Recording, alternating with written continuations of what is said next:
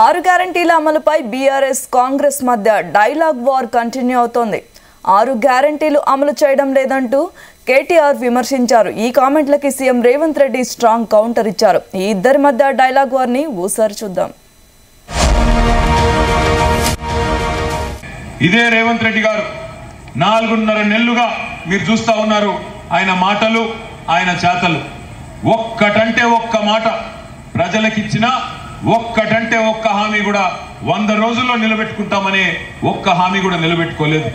నిలబెట్టుకోకపోగా ఇవాళ రేవంత్ రెడ్డి మాత్రమే కాదు, స్వయాన వాళ్ళ పార్టీ అగ్రనాయకుడు రాహుల్ గాంధీ గారు ఈరోజు తెలంగాణకు వచ్చినారు. వచ్చి రాహుల్ గాంధీ చేత కూడా వాళ్ళ పచ్చి అబద్ధాలు తెలంగాణ ప్రజలకు చెప్పిస్తా ఉన్నారు. నేను పొద్దున టీవీలో చూసిన రాహుల్ గాంధీ గారు నిర్మల్కి వచ్చినారు. నిర్మల్కి అక్కడ మాట్లాడుతున్నాడు బహిరంగ సభలో.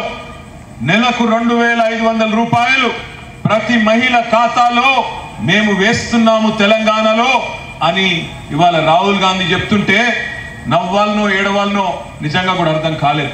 ఒక్కసారి ఇక్కడికి వచ్చిన మా ఆడబిడ్డలు నేను అడుగుతా ఉన్నా, ఏ ఒక్కరికైనా ఈ రాష్ట్రంలో నెలకు 2,500 రూపాయలు వచ్చిందా?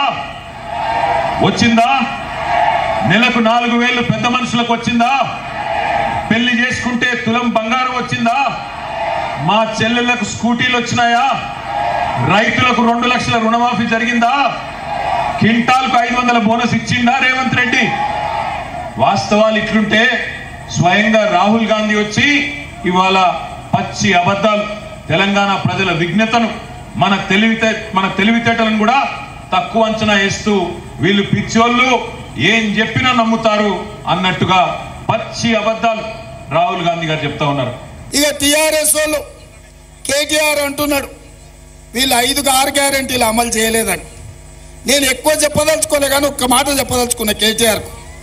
అయ్యా, ఆర్టీసీలో ఆడబిడ్డలకు ఉచిత బస్సు ఇచ్చినాం, మా అక్కలకు మా చెల్లెళ్ళకు 500 రూపాయలకే సిలిండర్ ఇచ్చినాం, మా పేదోళ్ళ ఇంట్లో విద్యుత్ ఛార్జీలు ఉండొద్దని 200 యూనిట్లు ఉచితంగా విద్యుత్ ఇచ్చి వాళ్ళ కళ్ళల్లో ఆనందం చూసినాం.